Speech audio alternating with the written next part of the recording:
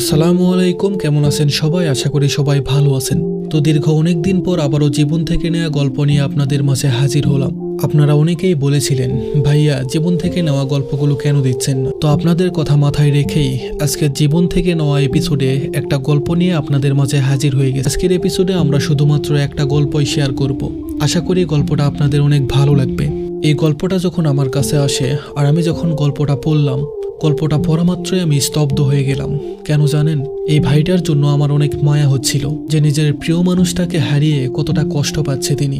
আসলে প্রিয় মানুষটাকে হারানোর যন্ত্রণা যে কতটা কষ্ট দেয়, যারা তাদের প্রিয় মানুষটাকে হারিয়েছে একমাত্র তারাই ভালো জানে। তো যাই হোক, আমি আশা করব গল্পটা আপনাদের অনেক ভালো লাগবে। আর গল্পতে কিছু শিক্ষণীয় বিষয় আছে, আপনারা সেইগুলো নোট করে নেবেন আর সেই ভুলগুলো থেকে সবসময় দূরে থাকার চেষ্টা করবেন। তো এই গল্পটা পাঠিয়েছে চাঁদপুর থেকে একটা ভাই, তবে বর্তমানে তিনি একজন সৌদি প্রবাসী। তো চলুন বেশি কথা না বলে তার গল্পটা শুরু করা যাক। আমার নাম রনি, ছন্দনাম। আমার বাড়ি চাঁদপুরে। আমার জন্ম একটা মধ্যবিত্ত পরিবারে, আর মধ্যবিত্ত পরিবারগুলোতে আত্মসম্মান সবার আগে। আমার বাবা ছিলেন শিক্ষক, তাই ছোটবেলা থেকেই সব ধরনের অসম্মানজনক কাজ থেকে দূরে দূরে থাকতাম। কিন্তু সেই চরিত্রটা বেশি দিন ধরে রাখতে পারিনি। এসএসসি পরীক্ষার পরপরই আমার পড়াশোনায় অনীহা চলে আসে। ছাত্র হিসাবে আমি ভালোই ছিলাম, কিন্তু আরবি মুখস্থ হতো না। আর শুরুতে বাবা, তারপর শিক্ষকদের জবরদস্তির জন্য মাদ্রাসায় পড়তে হয়েছিল। এসএসসি পরীক্ষা অবধি জীবন ভালোই ছিল, কিন্তু তারপর জীবন মোড় নিল উল্টো দিকে।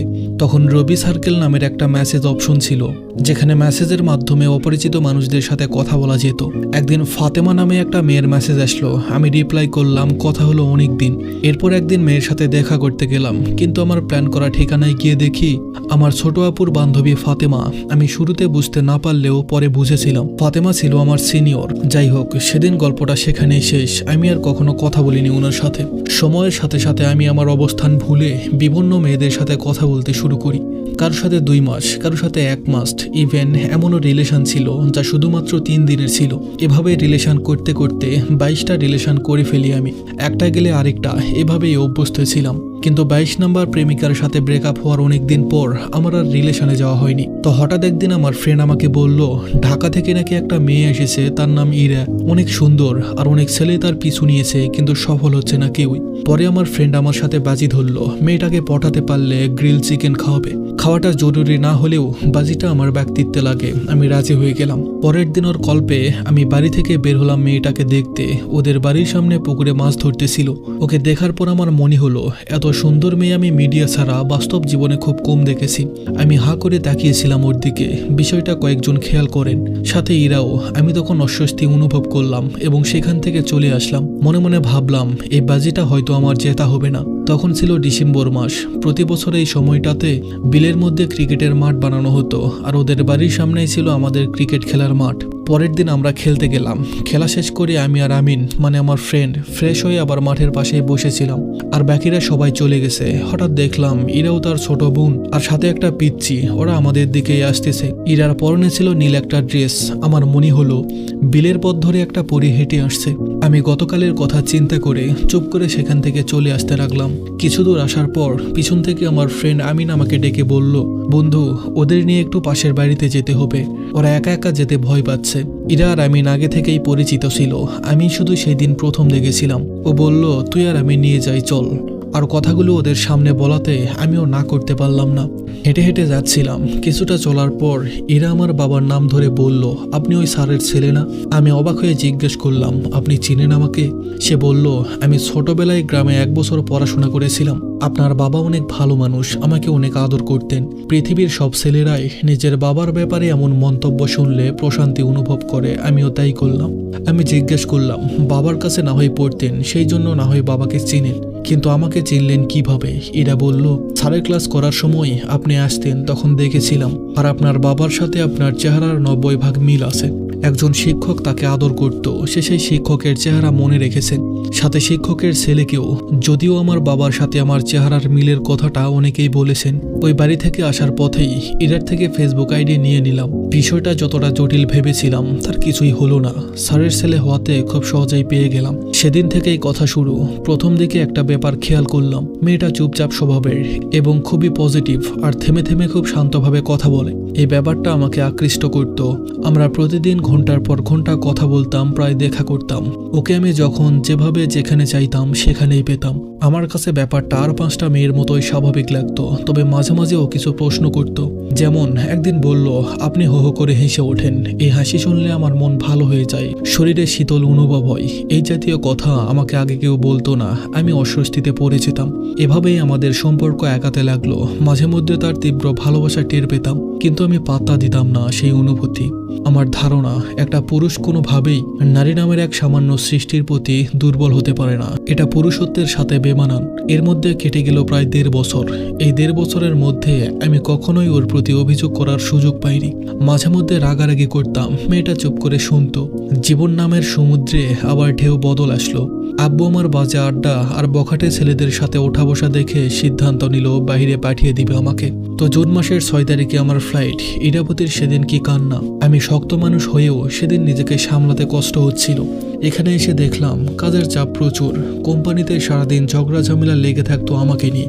আমি সবকিছু বাদ দিয়ে কাজে মন দিলাম। মোবাইলটা পাল্টে ফেললাম। পুরনো কোনো কিছুই আমার কাছে রইল না, শুধু ইনস্টাগ্রাম ছাড়া। কিছুদিন পর একদিন ইরার বান্ধবী মেসেজ দিল, বলল ইরাকে নাকি দেখতে এসেছে। ছেলেপক্ষের নাকি মেয়ে অনেক পছন্দ হয়েছে। এ ব্যাপারে আমার সিদ্ধান্ত জানতে চাইলো। আমি সোজা বলে দিলাম আমার কোনো আগ্রহ নেই। ওকে বলে দাও বিয়ে করে নিতে। আমি আমার নতুন জীবন শুরু করলাম, কোনো পিছুটান রাখলাম না। কিন্তু আমার জীবন তার দেওয়া উপহারের অবমাননা সহ্য করলো না। মাস 4 পর আমি ধীরে ধীরে ইরার সকল কথাগুলো মিস করতে লাগলাম। প্রথম দিকে মিস করাটা সামান্য হলেও সময়ের সাথে সাথে বুকের মধ্যে তীব্র ব্যথা অনুভব হতো। শুধু ওর কণ্ঠটা একবার শোনার জন্য ব্যাকুলতা কাজ করত। তাড়াহুড়া করে ইনস্টাগ্রামে ওর বান্ধবীকে নক দিতে গিয়ে দেখি সেই অ্যাকাউন্ট আর ব্যবহার করে না কেউ। আমার মস্তিষ্কে কিরকম পোকা ঢুকে গেল যে আমার মগজ গলিয়ে দিচ্ছিল। বুকের মধ্যে সমুদ্রের ঢেউয়ের মতো কি যেন আশ্রে পড়তো। বুক কেঁপে উঠতো, সাথে আমিও। বন্ধু আমিনকে কল দিলাম কোনো সাহায্যের আশায়, কিন্তু আমিনও বাইরে চলে গেছে। কোনো রাস্তা নেই আমার ইরাবতীর কণ্ঠ শোনার। এই প্রথমবারের মতো জীবনের কাছে অসহায় হয়ে যাচ্ছে আমি।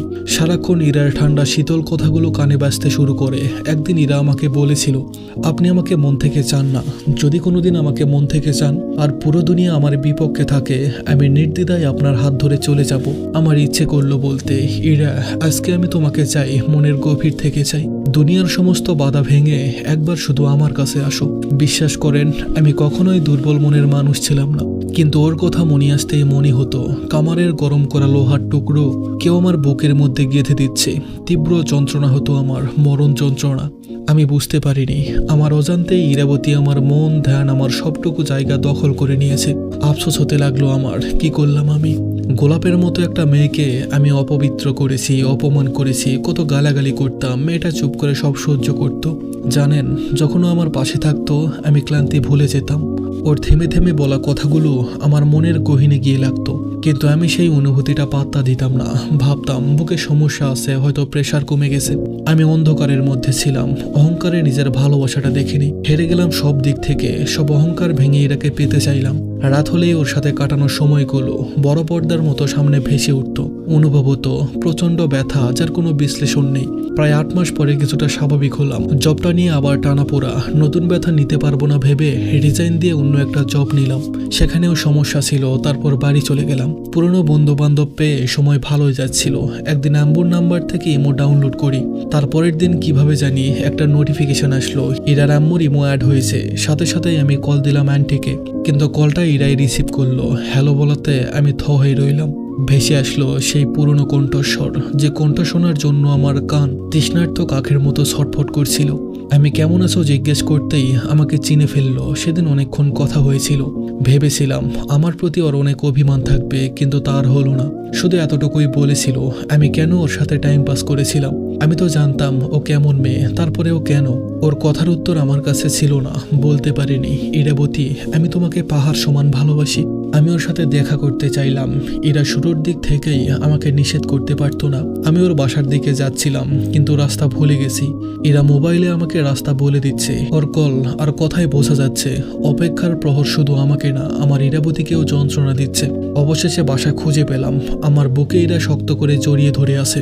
আমার মনে পড়ল একদিন ইরা কোনো একটা গায়ে হলুদের অনুষ্ঠানে গিয়েছিল। আমি গ্রামেই ছিলাম। আমার সাথে কথা বলার একটা সময়ও বলল, আপনাকে অনেক মিস করতেছি, খুব দেখা করতে ইচ্ছে করছে। আমি বললাম, তুমি শুধু একবার বলো আসো, দেখো আমি তোমার সামনে হাজির হয়ে যাব। ও বলল, এখন তো রাত 9টা বাজে, কিভাবে সম্ভব? কিন্তু আমার জীবনে তখন অসম্ভব বলে কিছুই ছিল না। আমি আম্মুকে মিথ্যা কথা বলে তৎক্ষণাৎ ঢাকার দিকে রওনা হলাম। ফ্রেন্ডকে আগে থেকে বলে রাখলাম বাইক রেডি রাখতে। 12টার দিকে ঢাকায় এসে বাইক নিয়ে চলে গেলাম সেই গায়ে হলুদের অনুষ্ঠানে। অনুষ্ঠান ছিল ছাদে। আমি নিচে এসে কল দিলাম, বললাম নিচে দেখো। ও ছাদ থেকে দেখে এক দৌড়ে নিচে এসে আমাকে জড়িয়ে ধরে। আমি অবাক হয়ে চারিপাশে দেখতে লাগলাম। মানুষগুলো তাকিয়েছিল। ওর কানে কানে আমি বললাম, মানুষ দেখতেছে আমাদের। ও লজ্জা পেয়ে সরে গেল। মনে হলো মাত্রই সিনেমার শুটিং এর একাংশ দেখলো মানুষ। এরা আমার জন্য পছন্দের রান্না করেছে। আমি খাওয়া দাওয়া শেষ করে অনুভব করলাম ইরার চুলের ঘ্রাণ সে আগের মতোই আছে। বড় 5টা অবধি আমার বুকের মধ্যেই ছিল। যখন আমাদের সম্পর্ক ছিল, ইরা অভিযোগ করত আমি নাকি ওকে আদর করি না, কখনো বাইরে ঘুরতে নিয়ে যাই না, মুগ্ধ হয়ে নাকি ওর কপালে চুমু দিই না। এবার সব করলাম, আমার অস্তিত্বের সবটুকু দিয়ে ভালোবাসলাম। পৃথিবীর সমস্ত মায়া মুখে মাখা মেয়েটা জানে না তার অভাবে কিভাবে ছটফট করি আমি, কতটা কান্না করেছি। একদিন আম্মার কোলে শুয়ে বলেছিলাম, জানো আম্মা, আমার জীবনে একটা মেয়ে এসেছিল যে হুবহু তোমার মতো শান্ত, ভদ্র আর পজিটিভ। আম্মা জানতে চাইলো কে মেয়েটা। আমি আম্মাকে সবকিছু বললাম। আম্মা বলল, বাবা, ভালোবাসলে মানুষকে মহৎ হতে হয়, ছোট মন নিয়ে কখনো ভালোবাসা হয় না। মেয়েটা এখন অন্যের বউ, সেখান থেকে ডিভোর্স করিয়ে আনলে তোর হয়তো ওকে পাওয়া হবে, কিন্তু ভালোবাসাটা থাকবে না। একটা ঘর ভেঙে কাউকে নিয়ে আসা পাপের কাজ। এরপর একদিন না একদিন সবাই এটাকে অনেক কথা শোনাবে, তখন ওর ভালোবাসা বদলে যাবে। তুই একদিন ওকে ছোট করে দেখা শুরু করবি, সব ভালোবাসা কষ্টের রূপ নিবে। আসলে যেদিন ওর বান্ধবী আমাকে মেসেজ দিয়েছিল তার কিছুদিন পরেই ইরার বিয়ে হয়ে যায়। আমার কথা শুনে আমি মহৎ হওয়ার সিদ্ধান্ত নিলাম। শুনেছি ইরার হাজবেন্ড ওকে নাকি পাগলের মতো ভালোবাসে। আমি সেই ভালোবাসার লম্বা আয়ু কামনা করলাম। আমি আমার প্রায়শ্চিত্ত মাথা পেতে নিলাম। আমি এয়ারপোর্টে দাঁড়িয়ে ইরা কোলে কান্না করতেছে। সেদিনের মতোই আমি বেসামাল দুনিয়ার সব ভাষা ভুলে গেছি। অপর প্রান্তে ইরা হাউমাউ করে কান্না করতেছে। ওর শেষ ইচ্ছে ছিল আমি যেন মাসে 1বার অথবা 2বার শুধু ওর সাথে কথা বলি, এর বেশি ওর কোনো চাওয়া নেই। আমি মনে মনে বললাম, ইরাবতী, তুমি ভুল মানুষকে ভালোবেসেছিলে। তোমাকে ভালোবাসার যোগ্যতা বিধাতা আমার থেকে কেড়ে নিয়েছে। তবুও বিধাতার কাছে চাইব জগতের সমস্ত সুখ যেন তোমার পায়ের নিচে থাকে। 7টা বছর কেটে গেছে, আমি আর কাউকে আপন করতে পারিনি। এখনো জ্যোৎস্না দেখলে, সমুদ্র দেখলে ইরার কথা খুব মনে পড়ে সেই পবিত্র চোখ যা দেখেছিলাম কোনো এক পুকুর পাড়ে। আমি এখন 28 বছর বয়সী এক যুবক, খুব ভালো একটা চাকরি করি, কোনো কিছুর অভাব আমার অনুভব হয় না। আমার এখন সবকিছু আছে, কিন্তু ইরা নেই। বাড়ি থেকে আম্মু আপুরা সবাই বিয়ের জন্য চাপাচাপি করছে। আম্মুকে বলেছি, তোমরা মেয়ে দেখো, পছন্দ হলে আমাকে বলো, আমি দেশে আসবো। কিন্তু আমার বিয়ের তারিখ হতে হবে 17ই ডিসেম্বর। এই 17ই ডিসেম্বরে আমার ইরাবতীর সাথে প্রথম দেখা হয়েছিল। আল্লাহর কাছে একটা জিনিসই চাইবো, যেন ওর মতো একটা মেয়ে আবার আমার জীবনে আসে। আপনারা সবাই আমার জন্য দোয়া করবেন।